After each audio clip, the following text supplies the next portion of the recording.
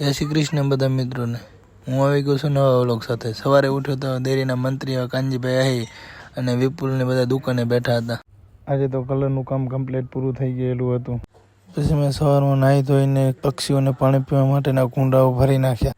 આજે હતો વરખણમાં યજ્ઞ, તેથી વિપુલ સાથે બાઇકમાં બેસીને હું નીકળી ગયો વરખણમાં જવા માટે। આપણે જઈએ એમાં આપણા ભાઈબંધો હોય તો આ બે પહેલેથી જ પહોંચી આવેલા હતા।